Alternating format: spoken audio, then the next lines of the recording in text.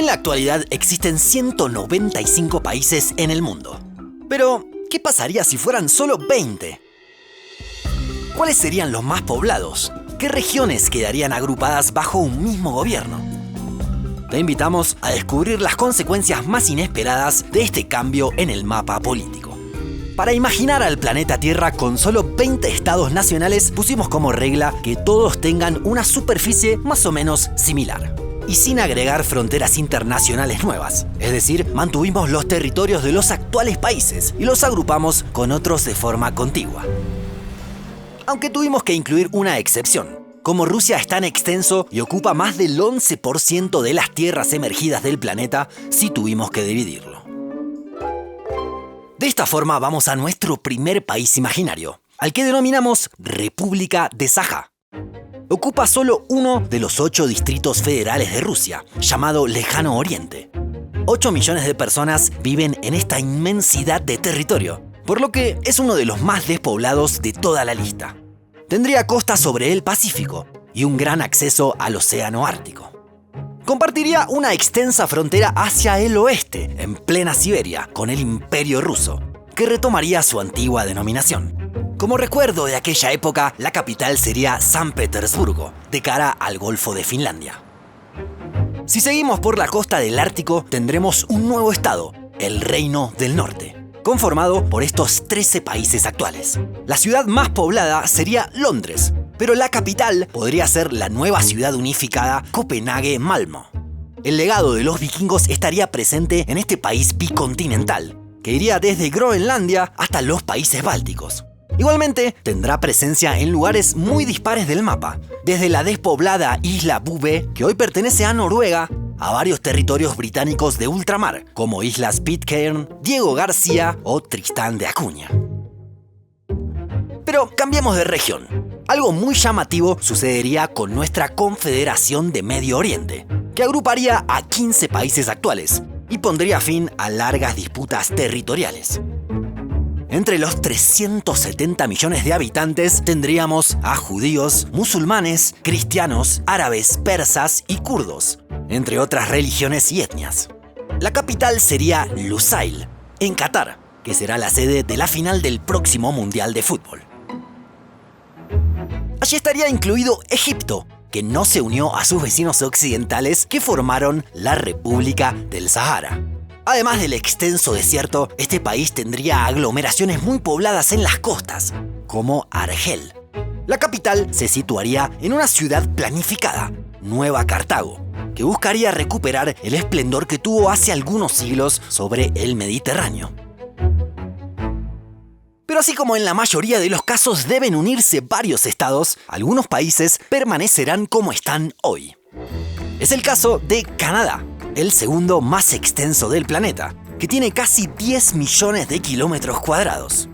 O de Australia, que cambiaría la sede del gobierno a Alice Springs, cerca del centro geográfico del país. Este sería uno de los países menos densamente poblados, con solo 3 habitantes por kilómetro cuadrado. Lo contrario sucedería con Asia del Sur, el más poblado de nuestros 20 países imaginarios. Abarcaría buena parte del subcontinente indio y del sudeste asiático, y llegaría nada menos que a los 1.800 millones de habitantes. Abarcaría un 24% de la población mundial, y vivirían 314 personas por kilómetro cuadrado, 100 veces más de lo que sucedía en Australia. La actual frontera caliente entre India y Pakistán se mantendría, ya que sería el límite con la República de Asia Central.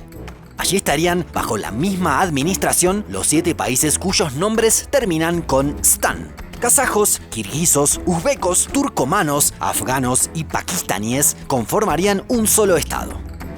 Si bien la ciudad portuaria, Karachi, sería la más poblada, la capital estaría en Asjabad, hacia el interior, para aprovechar las insólitas construcciones que dejó el gobierno de Turkmenistán.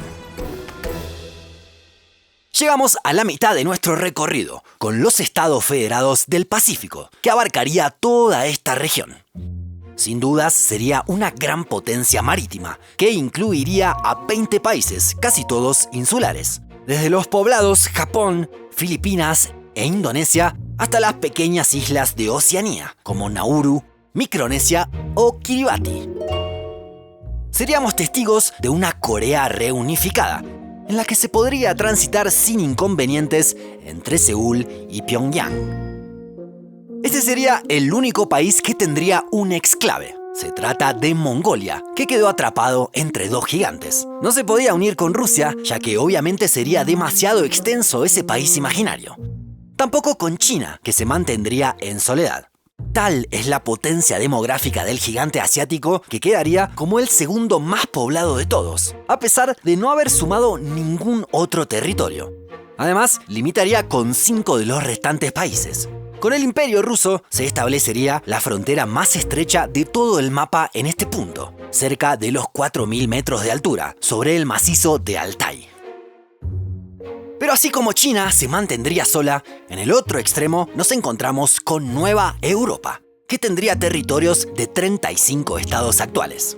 Claro, estarían incluidos varios microestados, como Vaticano, Mónaco y San Marino. Contaría con costas en el Atlántico, el Mediterráneo y el Mar Negro. Y tendría al Cáucaso y los Balcanes bajo el mismo gobierno que las penínsulas Ibérica e Itálica. Además, se eliminarían algunas fronteras muy extrañas, como los 24 enclaves que hay en Barle, entre Bélgica y Países Bajos. O la isla de los Faisanes, que cambia de jurisdicción entre Francia y España cada 6 meses. Incluso caería una frontera internacional a miles de kilómetros de Europa. La isla San Martín, en medio del Caribe, ya no estaría dividida entre Francia y Países Bajos. El resto de la región caribeña, con excepción de los territorios de ultramar, estaría bajo un mismo gobierno.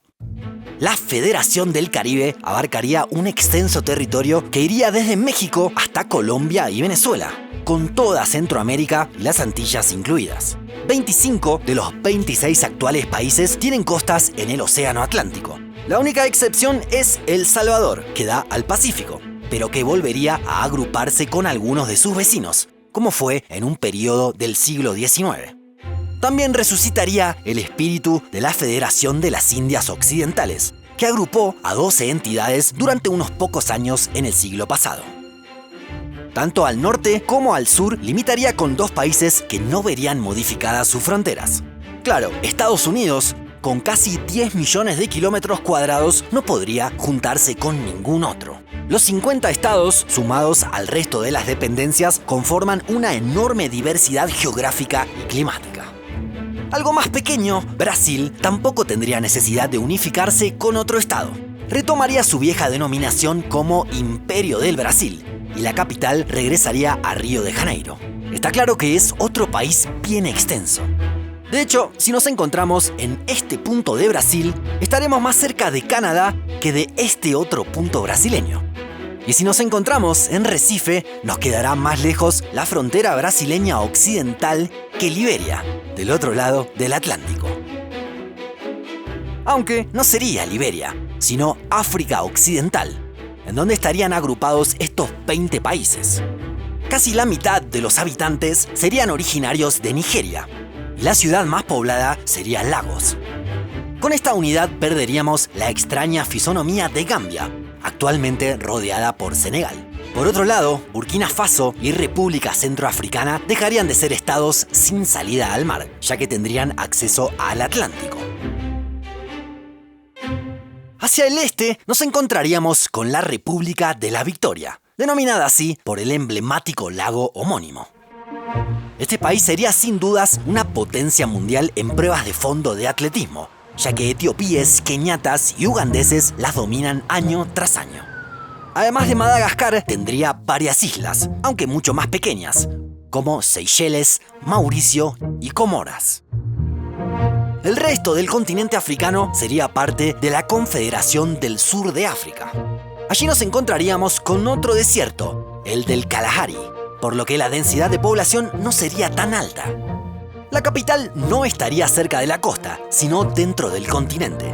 Se crearía la ciudad de Zambeze, en el lugar en donde ahora hay 4 países que están cerca de formar un cuatrifinio.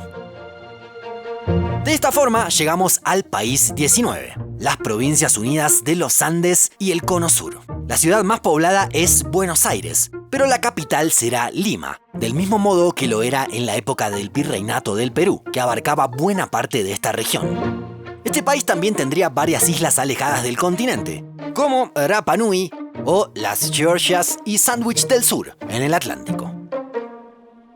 ¿Ya está completo el mapa? ¿No eran 20 países?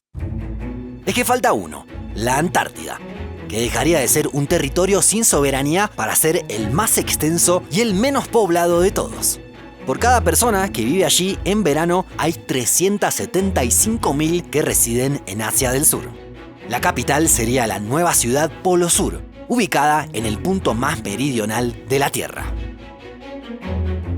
Este fue nuestro recorrido por un planeta imaginario en el que solo existen 20 países. Si te gustó, te invitamos a sumarte como miembro de Un Mundo Inmenso.